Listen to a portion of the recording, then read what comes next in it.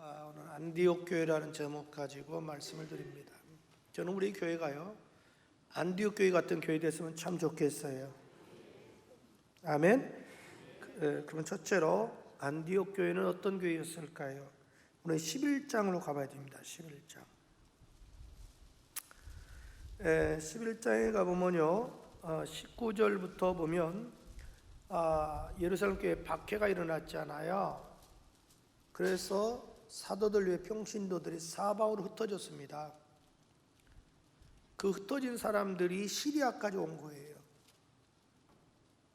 사방으로 흩어졌어요. 그래서 이 안디옥 교회는 사도 바울이 세운 교회가 아닙니다. 평신도들에 의해서 세워진 교회예요. 이가 독특합니다. 예루살렘 박해가 가해지니까 예루살렘 이제 유월절을 지키기 위해서 이제 예루살렘에 왔고 또 여러 가지 방법으로 예루살렘 왔잖아요. 그래서 저들이 막 은혜 받고 집에 안 가는 거야. 그래서 막 이렇게 모여가지고 막 예배드리고 그러니까 시브리파 유대인들이 막 은혜 받으니까 자기 뭐 가난하지만 있는 거 없는 거 다 내놔서 막 잔치가 벌어진 거, 축제가. 점점 이게 세가 막 늘어나는 거예요. 이게. 그러니까 예루살렘 당국이 안 되겠다 해서 드디어 이제 박해를 하기 시작하잖아요. 그래서 그때 다 흩어진 사람들이에요. 그래서 평신도들에 의해서 안디옥 교회가 세워졌다. 이 또 안디옥 교회가 중요한 것은요, 사도 바울이 최초로 목회를 시작한 교회입니다. 원래 사도 바울이요, 자기 고향에 다소 가서 혼자 열심히 준비하고 있었습니다. 칼날을 갈고 있었습니다. 언젠가는 주님 날 쓰겠지. 그래서 주님이 부를 때까지 자기 고향에 가서 10년이 넘는 긴 세월 동안 계속 주님과 1:1로 만나면서 훈련하고 있는데, 그때에 안디옥에 왔던 바나바가 안디옥 교회가 부흥되는 모습을 보고 자기 혼자 도저히 감당할 힘이 없는 거예요. 아이고, 이 교인들 나 혼자 감당할 수 없다. 원래 바나바는 평신도거든요. 그러니까 생각난 게 누구냐면 사울이 생각이 났어요. 왜냐면 10여 년 전에 자기하고 교제한 일이 있거든요.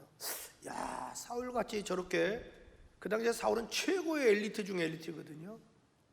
그는 석학이었으니까요. 그 당시에 로마 시민권 가지고 있죠. 유대인인데 그 집안이 좋지요.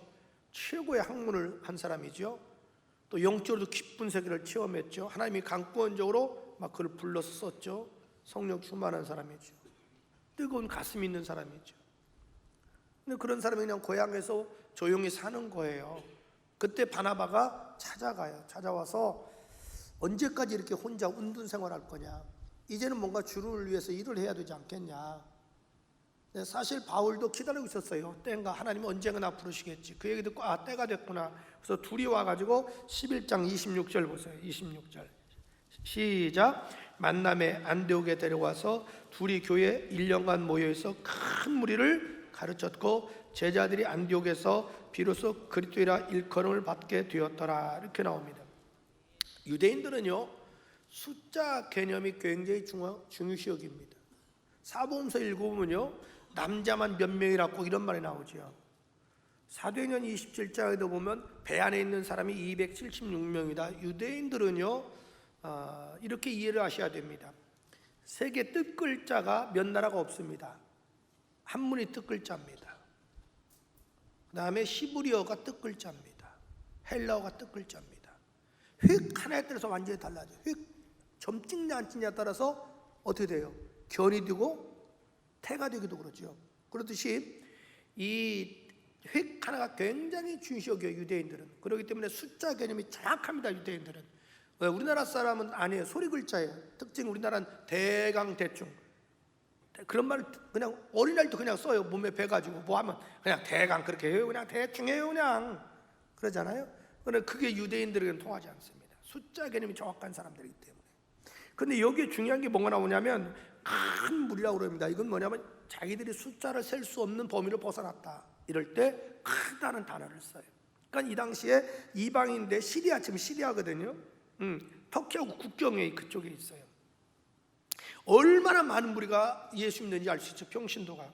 그러니까 바나바가 감당 못하니까 자기 혼자 마치 우리가 혼자 감당 못하니까 부목사님들 같이 쓰는 거 아니에요? 이렇게 하듯이 자기 혼자 감당 못하니까 사도 바울을 데리고 왔어요.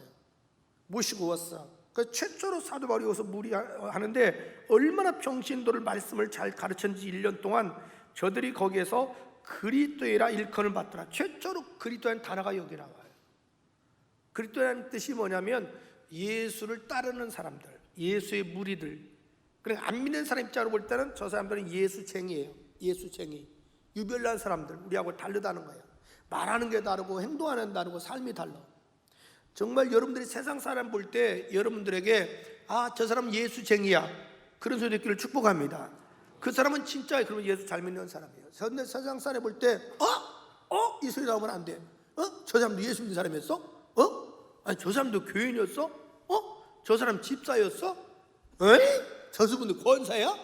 왜? 저 사람 장로였어? 이 소리 나오면 대청땡 가야 돼. 이 그리스도라는 것은 불신자들이 붙여준 거예요. 자기들이 붙인 게 아니야. 불신자들이 막 바울하고 이렇게 성경 공부하더니 저들은 날마다 변화되는 거예요. 삶이 자기들은 완전히 달라. 말하는 것도 다르고 행동하는 것도 다르고 사는 모습이 달라. 너무 거룩한 거예요. 그래서 저 사람들, 우리나라 말로 하면 저 사람들 예수쟁이야. 저 사람들 예수쟁이야. 예수쟁이. 우리가 이제 가끔 그런 일 하잖아요. 어떤 대전 이런 데 보면 여호와의 증인들 금사할 수 있잖아요. 뭐 하는 거 보면 저 사람 여호와의 증인이네. 저 사람도 신천지네. 그러듯이 저 사람들 보면 저 사람은 예수쟁이야. 이 말이 그리스도이라는 거예요. 저는 여러분이 하나님의 말씀을 통해서 변화돼서 주변 사람에게 예수 믿으려면 저 정도 믿어야 돼, 이런 소리 듣기를 축복합니다. 이런 소리 최초 들은 교회가 여기 안디옥 교회예요. 그 다음에 안디옥 교회는요, 구제의 심슨 교회입니다. 그 예루살렘 교회가 굉장히 어렵다는 얘기를 듣고 저들도 어려우면서도 구제원금을 보내요. 오늘날로 말하는 선교원금, 구제원금을 보내요. 그래서 사도행 11장 29절 30절 한번 읽어볼까요? 시작. 제자들이 각각 그 힘대로 유대에 사는 형제들에게, 사도행 11장 29절 30절 시작. 부주를 보내기로 작정하고 이를 실행하여 바나바와 사울의 손으로 장로들에게 보내니라, 이렇게 나오죠. 이런 교회입니다. 아주 이상적인 교회죠. 그 다음에 13장으로 다시 넘어와 보세요. 자, 1절에 보면 이 안디옥 교회 지도자들이 5명 이름이 나옵니다. 여기에 보면 선지자와 교사가 있으니 바나바, 니게를 하는 시몬, 구레네 사람 루기오, 또 분봉한 헤로데 초통의 마나엔, 사울. 이 사람들이 이 안디옥 교회 5명인데, 여기서 우리 깨달을 수 있는 게 뭐냐, 안디옥 교회는 교인들이 하나가 된 교회예요. 이 사람들 신분이 다릅니다. 지금 왕족도 있습니다. 여기에 엘리트도 있지만 흑인도 있습니다. 못 배운 사람도 있습니다. 다 달라요. 아주 독특한 교회인데도 일치하고 연합한 교회입니다. 이게 안디옥 교회의 특징이에요. 지역색이 없었습니다. 혈통이 다르잖아요. 지금 사람들 사회적인 신분이 달라요. 계급이 달라요. 학식도 다릅니다. 그런데도 예수 안에서 일치를 이룬 교회, 이런 교회가 아름다운 교회인 줄로 믿습니다. 그런 교회. 그 다음에 안디옥 교회는 어떤 교회냐, 아주 금식할 정도로 기도의 열정과 예배의 열정이 있는 교회입니다. 2절 봅시다. 주를 섬겼다는 것은 예배를 말합니다. 주님을 예배할 때, 주를 섬겨 예배할 때, 금식할 때, 저들은 금식하면서 기도하고 금식하면서 하나님께 예배드렸습니다. 얼마나 하나님을 사랑했는지 모릅니다. 여러분, 금식은요, 나를 죽이는 자가, 금식의 첫째 목적은 내 자아를 깨트리고 교만을 깨트리고 혈기, 아집, 욕심, 탐욕을 내려놓는 거예요. 사람이요, 며칠 굶으면 육신적으로 힘이 없어요. 사람이 욕망이 없어요. 탐욕이 없어져요. 교만이 없어져요. 여러분 굶어보세요. 아무 힘이 없죠. 그러니까 이들이 금식하면서 막 주님께 예배하고 금식하면서 기도하는 거예요. 이런 아주 독특한 교회입니다. 그래서 초대교회 중에서 금식하면서 주님을 섬겼다는 것이 여기 한 번밖에 안 나와요. 그러니까 안디옥 교회가 영적인 파워가 있었고 힘이 있어요. 영적인 힘은 어디서 나오냐? 육이 죽을 때 영이 살고, 육이 살면 영은 죽습니다. 영과 육의 싸움이에요, 신앙은. 그래서 믿음이 좋은 사람은 누구냐? 영이 육을 이기는 사람이고, 믿음이 약한 사람은 육이 영을 이기는 거예요. 그래서 육신을 따라 사는 사람이 성경의 고린도 3장의 육적인 성도고, 성령을 쫓아 영을 쫓아 사는 사람이 신령한 사람이다, 이렇게 얘기합니다. 저는 여러분이 육적인 성도가 아니라 신령한 성도 되기를 축복합니다. 그 육적인 성도를 어린아이 신앙이라고 해요. 그리고 히브리서 12장에 보면 영적인 사람을 가리켜서 장성한 신앙이다, 이렇게 얘기합니다. 그래서 이 사람들은 늘 영이 육을 이긴 사람이에요. 그러니까 육신을 이기기 위해서 금식한 거예요. 그래서 기독교 역사를 보면 수도사가 많이 생겼죠. 수도원들이. 왜 수도원이 삽니까? 그래서 고행을 왜 해요? 육신을 죽이려고.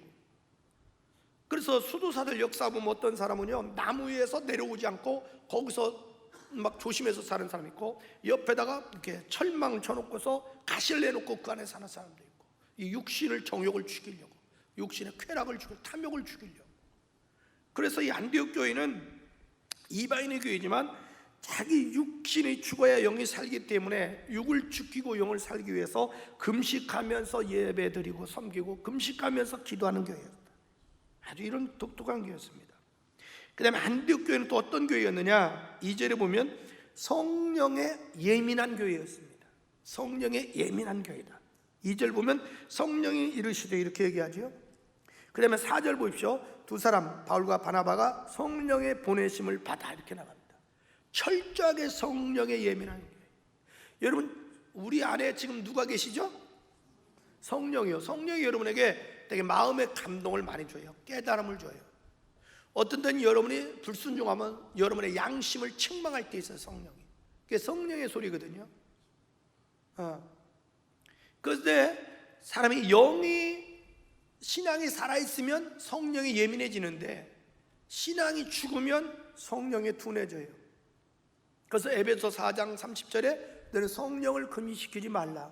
여러분이 자꾸 내 고집대로 내 뜻대로 살고, 또 여러분이 막 혈기 부리고 탐욕 교만하고 또 죄짓고 쾌락을 즐기다 보면 성령님이 내 안에서 근심 걱정해요. 그래도 회개하라고 강력하게 권고하는데 안 돌아오면 성령이 아예 포기해버립니다, 그 사람은. 그 다음부터는 양심이 화인 맞아요. 신앙이 화인 맞아요. 그때는 천사가 와서 예수가 얘기해도 귀에 안 들어와요. 이제 이 정도까지 바닥까지 내려가면 이제 끝나는 거죠.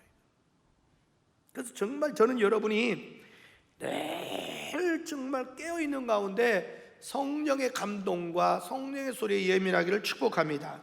그래서 2절에 보니까 사도행전이 성령행전이라고 그러잖아요. 베드로도 성령 따라 움직이죠. 성령이 시키고, 빌립도 성령이 시키는 대로. 여기도 성령이 시키는 이르시되, 이렇게 나가죠. 4절에 보면 또 성령의 보내심을 받아. 또 9절 보십시오. 바울이라고 하는 사울이 성령이 충만하여, 이렇게 합니다. 저는 올해 여러분 모두가 성령이 충만하기를 축복합니다. 그래서 이들이 성령에 아주 예민하고 성령께 순종해서 성령이 그러는 거예요. 바울과 바나바를 따로 세워서 선교사로 내보내라. 이때 우리가 걱정할 수도 있어요. 아니, 바울은 그 당시에 최고의 목회자인데 이 당시 안디옥교회 담임 목사를 했었어요. 그 다음에 옆에서 바나바는 둘도 없는 동역자예요. 나중에 바나바를 사도라고 부릅니다. 근데 이분들 보내면 우리 교회는 어떡하라고 이렇게 생각할 수도 있잖아요. 근데 성령의 말씀이기 때문에 순종해서 두 분을 선교사로 파송했다. 그 다음에 3, 4절에 보면 저들이 또 금식하고 기도하여. 보세요. 선교사를 파송할 때 이건 영적으로는 싸움이에요. 무서운 영적 싸움이야. 선교랑 것은 영적 싸움이에요. 이방인 종교하고 싸워야 되고, 이방인들과 싸워야 되고, 전통 문화하고 싸워야 되고, 관습하고 싸우면서 교회를 세워야 돼요. 그냥 내보내서는 이건 되는 게 아니에요. 그러니까 또 금식하고 기도합니다. 이게 안디옥 교회입니다. 아주 저들은 금식하고 기도하는 게 몸에 뱄어요. 그래서 최초로 선교사를 파송한 교회가 안디옥 교회. 저는 우리 교회가 이렇게 되기를 축복합니다. 정말 얼마나 아름다운 교회입니까? 얼마나 아름다운 교회. 예루살렘이 하지 못한 교회를 했습니다. 예루살렘 교회는 수만 명 모였지만 교세만 자랑했지 한 번도 선교를 하거나 구제하거나 나가서 복음을 증거하지는 않았어요. 그러니까 하나님이 깨트려버린 거예요. 반면에 안디옥교는 누가 시키지 않아도 저들이 그냥 금식하면서 막 전도하면서 평신도를 위해 세워졌어요. 그래서 우리 교회가 왜 제자 훈련을 합니까? 우리 교회 제자 훈련 리더자들이 다 평신도예요. 왜? 평신도 운동이 일어나야 된다. 그래야 교회가 건강한 교회다. 그리고 매일 깨어 기도하는 교회가 돼야 된다. 그리고 성령의 소리에 예민해야 된다. 그 교회가 살아있는 교회, 교회다운 교회. 그래서 성령의 순종에서 선교사를 파수한 교회다. 그럼 둘째로 우리가 안디옥 교회에서 배울 수 있는 게 뭘까요? 안디옥 교회에서 우리는 세 가지만 배우면 됩니다. 첫째는 교회의 일치와 연합입니다. 안디옥 교회는 아까 말씀드린 것처럼 다 신분이 달라요. 지역이 달라요. 혈통이 달라요. 사회적인 신분이 학식의 유무가 달라요. 경제관이 다 달라요. 전혀 이 사람들은 하나 될 수 없었습니다. 전혀 하나 될 수가 없는 상황이에요. 그런데 놀라울 정도로 일치가 되고 연합했다. 그건 하나입니다. 성령의 역사 때문에 그렇습니다. 여러분, 성령의 역사는 이러와 같아요. 자갈과 모래와 시멘트 있잖아요. 전혀 세 가지는 이질간에 하나 될 수가 없어요. 그런데 자갈과 시멘트와 모래를 넣고 물로 비비면 강력한 콘크리트가 탄생합니다. 우리가 모든 남녀, 노유, 지방색이 다르고 여기 출신이 다르고 계급이 사회적이 다르고 학식이 달라요. 그러나 우리가 성령의 역사가 일어나면 강력하게 하나가 됩니다. 교회가 많고 적고가 중요한 게 아니에요. 교회가 수만 명 돼도 모두가 성령의 충만하면 하나가 될 수 있고 10명이 모여도 성령의 역사하지 않으면 각기풍산 다 헤어집니다. 정말 우리 교회가 늘 성령으로 하나 되기를 축복합니다. 가정도 마찬가지예요. 가족도 이상해요. 성령의 역사하면 가족들이 하나가 되고 화목한데 성령의 역사하지 않으면서 예수 믿는다는데도 사탄이 역사하면요 가족이 그냥 분열이 심해요. 부부도 마음이 안 맞고 자식도 많지 않은데 마음이 하나 되지를 못하고 늘 집안에 우환되고 있고 맨날 그냥 분쟁만 일어나고. 근데 그걸 여러분 영적으로 볼 줄 알아야 돼요. 사탄은 언제든지 우리를 갈라놓으려고 해요. 그러나 성령은 하나 되게 하시는 분이에요. 그래서 우리가 여러분의 가정도 올해 성령으로 하나 되시고 우리 목장도 성령으로 하나 되시고 기관도 성령 하나 되고 우리 모두가 성령으로 하나 되기를 축복합니다. 그래서 우리가 늘 성령 충만 받으라는 거죠. 그 다음에 여기서 깨달을 수 있는 두 번째는 늘 우리는 깨어 기도하는 일에 열심 내자. 여러분, 기도에는 방법이 없습니다. 기도할 때 성령의 역사하시고 기도할 때 문제 해결받고 기도할 때 능력이 나타나고 기도할 때 하나님의 기적이 일어나고 기도할 때 병 고침도 나타나고 기도할 때 기적이 일어나고 기도할 때 축복이 일어난다. 깨어 기도하자. 이 안디옥 교회는 늘 깨어 기도하는 교회다. 세 번째, 안디옥 교회에서 깨달을 수 있는 게 뭐냐? 늘 성령이 충만하고 성령의 지시에 순종하자. 할렐루야. 네, 우리 교회는 성령 매일 깨어 기도해야 돼. 다른 방법이 없어요, 여러분. 예수님이 기도를 시작해서 기도로 마쳤잖아요. 여러분, 기도는 세금이 안 붙어요. 내가 조금만 노력하면 돼요. 그런데 기도하면 그 기도가 성경에 보면 사도행전 10장 4절에 하늘나라 상달됩니다. 여러분 어떤 기도해도 하늘나라 상달되고 하늘나라 다 하나님 저축해줘요. 그리고 때가 되면 여러분 인출할 수 있는 거예요. 여러분도 어느 날 내가 견딜 수 없는 환난과 시련과 역경당할 날 올 거예요. 그때 우리는 그렇게 기도해야 된다. 히스기야처럼 하나님, 내가 건강할 때 얼마나 주님을 열심히 섬겼는지 기억하여 주시고, 그렇게 얘기해요. 기억하여 주시고 추억하여 주시고 나를 도와주소서. 그때 하나님 뭐라 하냐면 내가 네 기도를 들었고 네 눈물을 보았노라. 그러면서 그의 병을 고쳐주시고 15년 생명을 연장해 주시고 자녀가 없었는데 드디어天문을 열어주사 아들을 낳게 해주셔요. 여러분, 기도는 예상이 없습니다. 정말 올해 한번 우리 결심하시고 여러분 중에서 좀 1,000번째 좀 한번 나오시고 300일 기도도 나오시고 중보기도 많이 하시고 그 기도가 나를 살리고 내 가정을 살리고 내 자손을 살리는 거예요. 절대로 기도만큼은 예상이 없습니다. 그 노력만 하면 돼요, 여러분.